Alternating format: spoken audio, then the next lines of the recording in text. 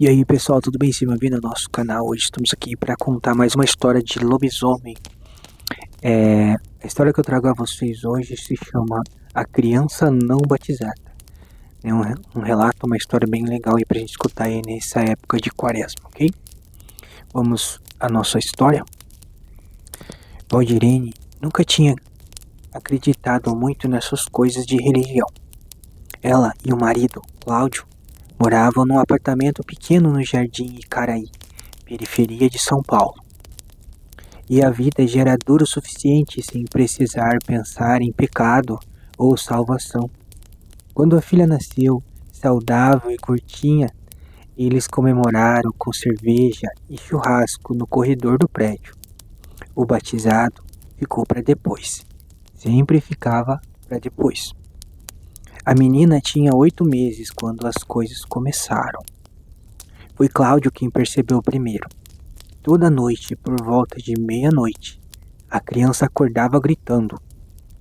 Não o choro normal de um bebê. Aquele choro que pede colo ou leite. Era um grito diferente, agudo, desesperado, como se alguém estivesse machucando a criança no escuro. Quando os dois corriam para o quarto, a menina estava tentando se levantar no berço, os olhos arregalados, apontando para o canto da parede. Mas o canto sempre estava vazio. Na terceira noite, Valdirene viu a sombra. Não era sombra de nada que existia naquele quarto. Grande, curvada, com algo que parecia orelhas pontudas se projetando no teto. Durou menos de um segundo, depois sumiu. Valdirene ficou parada, segurando a criança com força, sem conseguir gritar, sem conseguir nem respirar. Os vizinhos começaram a reclamar do barulho. A criança parou de comer direito, emagrecia a olho nu. O pediatra não encontrou nada, mandou fazer exame de sangue, mas tudo estava normal. A menina ficava com o olhar perdido várias vezes por dia, fitando um ponto no ar como se estivesse vendo algo que mais ninguém via. Foi a sogra de Valdirene quem falou numa tarde de domingo, com a voz baixa e séria. Essa menina não foi batizada, e tem coisas ruins rondando ela por conta disso. Valdirene quis saber, quis rebater, quis dizer que era superstição, que o médico havia dito que era apenas cólica, mas naquela mesma noite acordou com um cheiro forte vindo do quarto da filha, um cheiro de terra molhada e animal. Quando abriu a porta, a janela estava escancarada. Eles moravam no 5º andar. Ela tinha certeza que tinha fechado aquela janela antes de dormir. No dia seguinte, procuraram o padre Reinaldo. Ele era um senhor de idade, tinha uns 70 anos. Ele atendia numa paróquia a 3 quarteirões do prédio. Ele ouviu tudo sem interromper, sem dar risada, sem a cara de dúvida que Valdirene esperava. Quando ela terminou de falar, ele ficou em silêncio por um momento e disse apenas: Precisamos fazer o batizado ainda esta semana, e antes disso eu vou até a casa de vocês. Ele foi na noite seguinte, com água benta, sal grosso e uma pequena cruz de madeira. Percorreu cada cômodo em silêncio, orando em voz baixa. Quando chegou ao quarto da menina, parou no meio da porta. Valdirene, atrás dele, sentia o ar mudar. Sentia o ar ficar mais pesado, mais frio, como quando alguém abre a geladeira. O padre não recuou. Entrou devagar, foi até o canto da parede, fez o sinal da cruz e despejou a água benta no chão. A criança que estava no colo de Cláudio, no corredor, parou de chorar na mesma hora. O silêncio que veio depois era diferente dos outros daquela semana. Era um silêncio limpo. O batizado aconteceu no sábado. A menina riu durante toda a cerimônia. O tipo de riso alegre, sem motivo que os bebês têm quando estão completamente seguros. E naquela noite, ela dormiu um sono só, até de manhã. Valdirene nunca mais viu a sombra no canto da parede, mas até hoje, toda vez que ia dormir, checa se a janela do quarto da filha está fechada, só para ter certeza, só por isso. E esse é o primeiro relato da nossa coletânea. E aí, tá gostando? Vamos para o próximo relato agora? Nossa segunda história é O Lobisomem e o Padre. O Padre Tomás chegou à cidade de Serra Negra numa tarde de março, trazendo consigo apenas uma mala de couro surrada e uma fé que parecia maior do que ele mesmo. Era um homem simples, de mão grossa e voz calma, que logo ganhou o coração dos moradores pela forma como tratava os mais pobres, distribuía mantimentos, visitava doentes, sentava na soleira das casas humildes para ouvir histórias de gente que o mundo havia esquecido. Em poucos meses, a paróquia de Serra Negra estava cheia de novo. Mas foi também nesta época que as pessoas começaram a notar algo estranho no padre. Dona Conceição, que morava em frente à paróquia, foi a primeira a comentar. Dizia que às vezes, tarde da noite, via a luz do quarto do padre Tomás acesa até às 3, às vezes até às 4 da manhã. E às vezes ouvia ele rezar em voz alta, com uma urgência que não parecia de oração tranquila. Parecia mais uma súplica, como alguém pedindo proteção. O sacristão, um rapaz jovem chamado Ednilson, notou outra coisa. Toda vez que chegava cedo para abrir a paróquia, encontrava o padre já acordado, sentado no banco da frente da igreja, olhando para o crucifixo na parede com uma expressão que ele não sabia nomear. Não era paz, era resistência. Certa vez, Edenilson teve coragem de perguntar ao padre se estava tudo bem com ele. O padre ficou em silêncio por um momento, depois disse, sem tirar os olhos do crucifixo: "Tem algo que não quer que eu fique aqui, mas eu não vou embora." Edenilson não entendeu, preferiu não perguntar mais. As histórias foram aumentando com o tempo. Um pescador que voltava tarde do rio jurou que viu uma sombra enorme rondando os fundos da paróquia numa noite de lua cheia. Algo que se movia rápido demais para ser um homem, mas que parava de vez em quando e ficava ali, como se estivesse observando as janelas. O menino contou para a mãe que tinha visto o padre de joelhos no jardim da igreja de madrugada, quando se levantou para ir ao banheiro. O padre estava com as mãos erguidas, como se estivesse enfrentando algo invisível na escuridão. A mãe do menino repreendeu ele por andar inventando histórias. Mas, 3 semanas depois disso, o padre Tomás apareceu na missa de domingo com o curativo no antebraço esquerdo. Quando alguém perguntou o que havia acontecido, ele já disse apenas ter caído.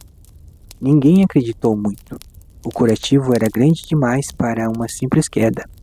E quem estava perto na hora que ele ergueu o braço, durante a cerimônia, conseguiu ver o pano que estava levemente manchado de vermelho. Na última semana, ele mudou.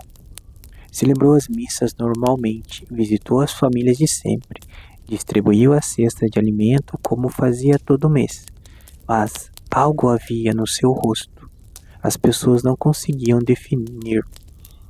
Um cansaço que ia além do físico, como de alguém que lutou por muito tempo e sente as forças chegando ao fim. Dona Conceição disse que depois que, na última vez que o viu, ele a olhou de um jeito que parecia uma despedida. Ela achou que talvez estivesse imaginado. Porém, na manhã de quarta-feira, o padre Tomás não desceu para tomar café. Edenilson esperou até às 8. Achou estranho. Bateu na porta do quarto. Nenhuma resposta. Bateu de novo, mais forte. Silêncio.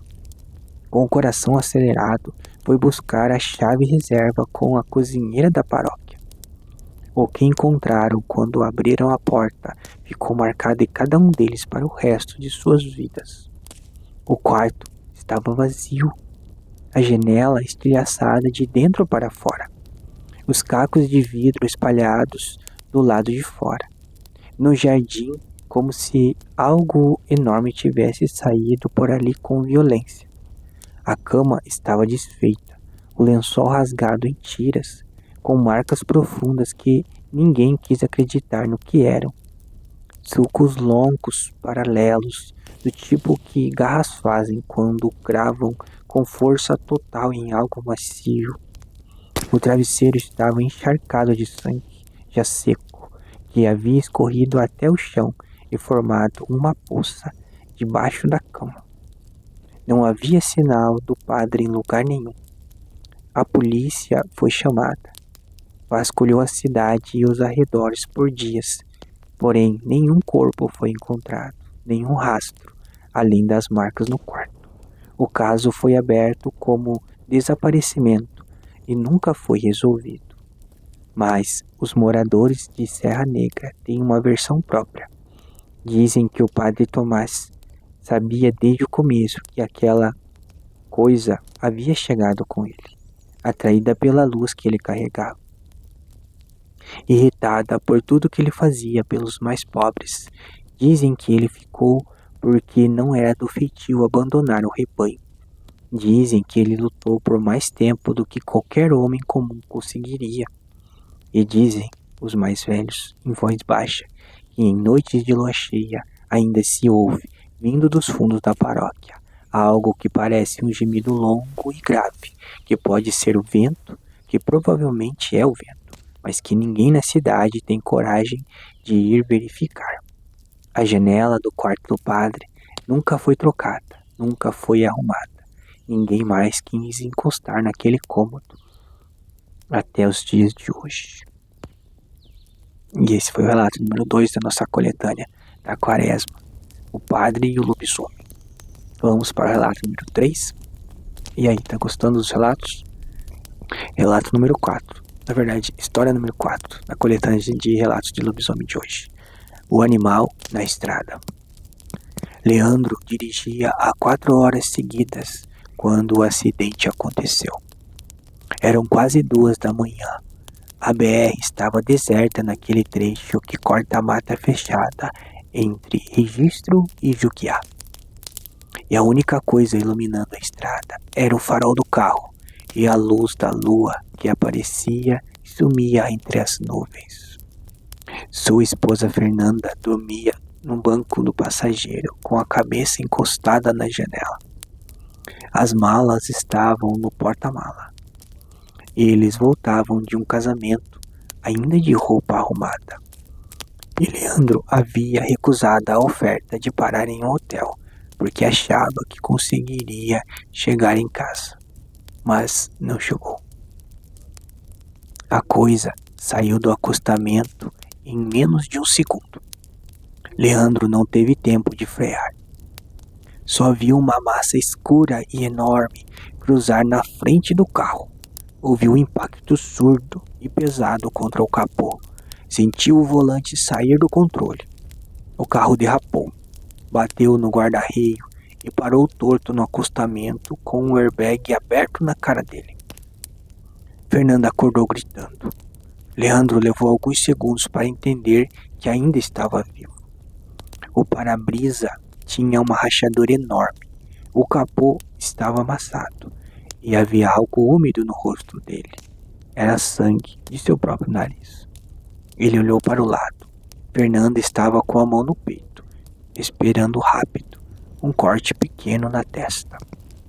O que foi? Ela perguntou. Um animal. Leandro olhou pelo para-brisa rachado para a estrada vazia. Um animal muito grande, disse ele. Saíram do carro com cuidado. A estrada estava vazia nos 2 sentidos. No acostamento, na direção de onde a coisa havia saído, havia marcas no mato amassado, vegetação, terra revirada, como se algo pesado tivesse caído e depois se arrastado para dentro da mata. Leandro iluminou com o celular. As marcas se aprofundavam entre as árvores e sumiam no escuro. Não havia sangue. Leandro achou isso estranho, mas não disse nada. O resgate demorou alguns minutos, 40 para ser mais preciso. Eles passaram a noite no hospital de registro. Leandro com o nariz quebrado e 2 costelas trincadas. Fernanda com concussão leve e o corte na testa, que foi suturado. Ficaram em observação, cada um num leito separado, na mesma enfermaria. E Leandro demorou muito para conseguir dormir.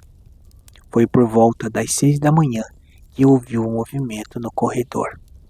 Vozes de policiais, o barulho de uma maca sendo empurrada com pressa. A enfermeira de plantão chamando o médico em tom urgente. Leandro ficou escutando sem entender. Depois, pelo vidro da janela que dava para o corredor, conseguiu ver a maca passar. Havia um homem deitado nela, e ele estava nu, completamente nu, coberto de terra e de folhas, com arranhões pelo corpo inteiro. Parecia ter sido arrastado por uma distância longa. Os policiais que empurravam a maca conversavam baixinho. Leandro só conseguiu pegar alguns fragmentos da conversa. Encontrado no acostamento da BR, 2 quilômetros abaixo do local do acidente, sem documentos, sem roupa, sem explicação de como havia chegado ali. Leandro ficou parado com os olhos no vidro. O homem da maca era grande, muito grande. Os pés passavam da borda da maca de um jeito que parecia desproporcional. E os ombros eram largos demais para o colchonete fino. Tinha o rosto virado para o teto, os olhos fechados, a respiração lenta de quem está inconsciente. Então, como se sentisse o olhar, o homem virou o rosto na direção da janela. Os olhos brilharam devagar. Leandro não conseguiu se mover. Não conseguiu chamar Fernanda. Não conseguiu gritar. Não conseguiu fazer absolutamente nada. Ficou parado com uma mão na grade da cama, olhando para aquele rosto que olhava de volta para ele. E sentiu uma certeza fria se instalar em seu peito. O tipo de certeza que o corpo reconhece antes da cabeça. O homem não piscou uma vez sequer. A maca dobrou o corredor e sumiu. Leandro ficou acordado até o sol entrar pela janela. Quando a enfermeira veio fazer a ronda matinal, ele perguntou, tentando soar casual, sobre o homem que havia dado a entrada de madrugada. A enfermeira franziu a testa, verificou o prontuário, verificou novamente. Entrada de madrugada? Ela disse, não temos nenhum registro de entrada depois das 3 da manhã, senhor. Leandro não respondeu. Recebeu alta naquela tarde, pegou Fernanda pelo braço, pegou as malas, saiu do hospital sem olhar para o corredor, no carro alugado que os levaria de volta para São Paulo. Fernanda perguntou por que ele estava tão quieto. Ele disse que era apenas cansaço. Nunca contou para ela o que havia visto pela janela da enfermaria. Nunca mais pegou aquela estrada à noite. E toda vez que dirige por rodovias que cortam matas fechadas e o farol ilumina o acostamento escuro dos 2 lados, ele mantém os olhos fixos à frente e acelera um pouco mais, com medo de olhar do lado e ver aquela fera novamente. E aí, o que vocês acharam? Será que aquele cara era o lobisomem que eles atropelaram? E por que ele desapareceu? E por que o prontuário não dizia nada sobre aquele moço? Vamos para a última história? O nome da última história é Ele comeu todas as minhas galinhas. O que será que comeu as galinhas do homem, não é? Vamos ver? Então vamos para a última história de hoje. Ele comeu todas as minhas galinhas. Seu Argemiro tinha 72 anos, 48 deles vividos no mesmo sítio, e dizia que conhecia cada palmo daquela terra como conhecia as próprias mãos. Sabia onde o sol afundava depois da chuva, sabia que o córrego no fundo da propriedade secava todo ano. Sabia o barulho que cada animal fazia à noite, o coachar dos sapos, o pio da coruja lá no eucalipto torto, o ronco dos porcos se mexendo no chiqueiro. Por isso, quando o barulho mudou, ele percebeu antes de qualquer outra coisa. Foi numa segunda cedo que encontrou as primeiras galinhas, ou o que havia sobrado delas. 3 galinhas mortas no galinheiro, espalhadas pelo chão de terra batida, de um jeito que não parecia obra de raposa e nem de cachorro. Raposa mata limpo, o cachorro faz bagunça, mas deixa pena por todo lado. O que seu Argemiro encontrou naquela manhã era diferente. As galinhas estavam abertas, como se algo tivesse enfiado a mão dentro delas e separado as partes com força. Os ossos estavam esmagados e a tela de proteção do galinheiro estava dobrada para dentro, com uma abertura grande no canto, como se algo pesado tivesse empurrado do lado de fora para ceder. Seu Argemiro ficou agachado, olhando por um bom tempo. Animal grande, ele disse para si mesmo. Animal muito grande. Contou para a vizinhança, contou para o genro que morava a 3 quilômetros, contou para o rapaz da cooperativa que passou para buscar o leite na semana seguinte. Todo mundo deu a sua opinião. Onça, javali, cachorro feroz de alguma fazenda. Ele ouviu tudo, concordou com a cabeça e foi reforçar o galinheiro com tela mais grossa e madeira nova. 2 semanas depois, os porcos começaram a sumir. Não mortos, sumindo mesmo. Um dia tinha 4 no chiqueiro, na manhã seguinte apenas 3, depois 2. O chiqueiro não estava arrombado, a cerca estava intacta, mas os animais iam embora de um jeito que seu Argemiro não conseguia explicar. O que ficava no chiqueiro ficava agitado, ficava encostado no canto mais longo do portão, recusava se alimentar. Foi o genro quem sugeriu as câmeras. Trouxe 2 câmeras de segurança numa tarde de sábado. Instalou no galinheiro e no chiqueiro, sem pedir ajuda. E disse para o sogro que ia monitorar tudo pelo celular lá de sua própria casa. Seu Argemiro não entendeu muito bem como aquilo funcionava. Câmera para ele era coisa de banco e de supermercado, mas assentiu com a cabeça e não fez perguntas. Por 3 semanas, o genro checava as gravações toda manhã antes de ir trabalhar e não encontrava nada.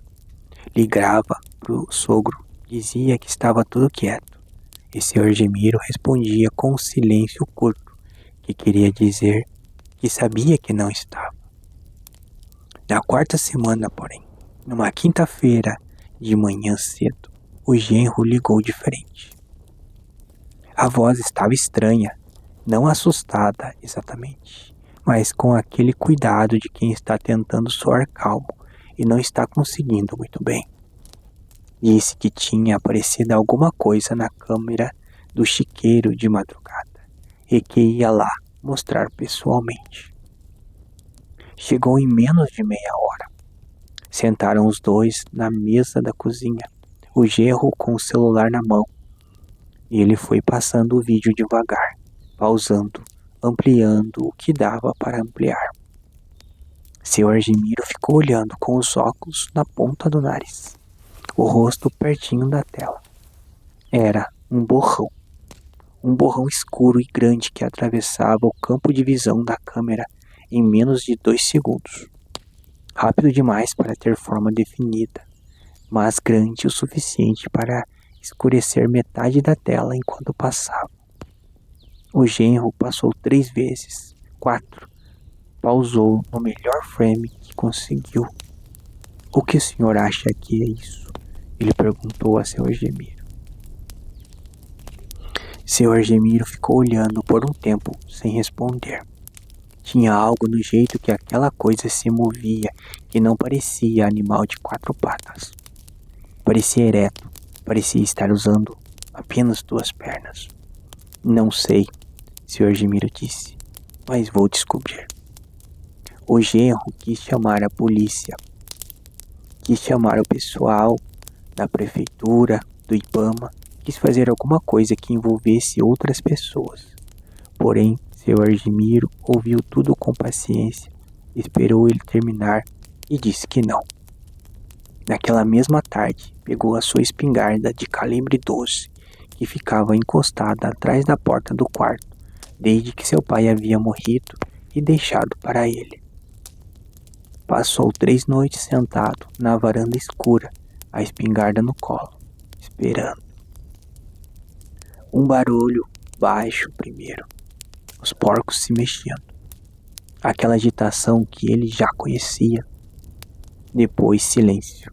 Depois o som que seu Argemiro descreveu para quem quis ouvir como um respirar fundo e lento, do tipo que sai do peito de algo que é muito grande, muito maior que um homem. Ele desceu a escada da varanda devagar, sem acender luz nenhuma, guiado pela lua que iluminava o campo com uma grande claridade fria. Chegou na cerca do chiqueiro e parou. Tinha algo do outro lado, grande, de pé, de costas para ele, curvado sobre a cerca do fundo como se estivesse examinando algo. Era peludo. Seu Argemiro conseguia ver isso mesmo no escuro. Uma pelagem escura e grossa que cobria os ombros largos. A cabeça era grande, grande demais. As mãos apoiadas na madeira da cerca com os dedos compridos. Seu Argemiro levantou a espingarda. Não pensou muito. Quem passa a vida no campo aprende que pensar demais na hora errada pode custar muito caro. Mirou no meio das costas daquela coisa e apertou o gatilho. O som foi absurdo naquele silêncio da madrugada. A coisa foi jogada de frente pelo impacto, bateu na cerca, soltou um som que seu Argemiro disse que nunca vai conseguir descrever direito. Não era um urro, não era um grito humano.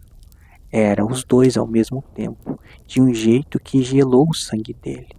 Depois, o bicho se virou. Seu Argemiro não esperou para ver o seu rosto. Atirou de novo, a queima-roupa, e saiu correndo para dentro de sua casa, sem olhar para trás.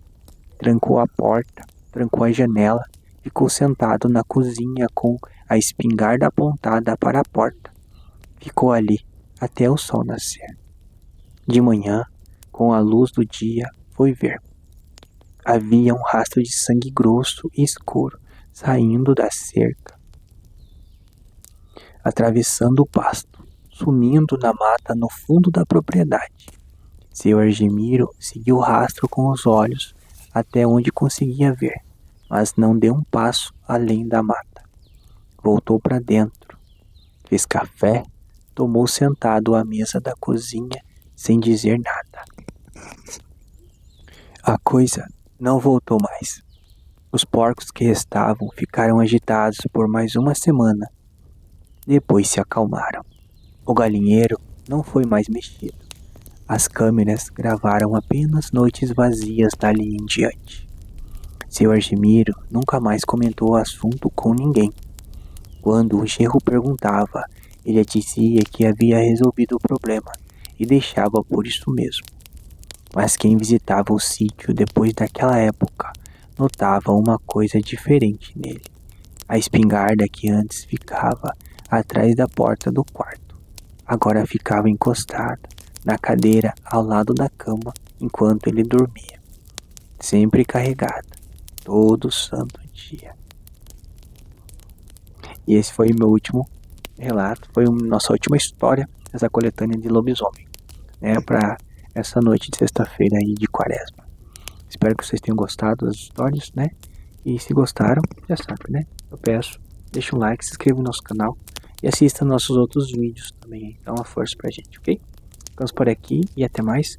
Caso você também tenha a sua história de lobisomem, mande pra gente poder contar aqui em nosso canal, ok? Ficamos por aqui, pessoal. Até uma próxima.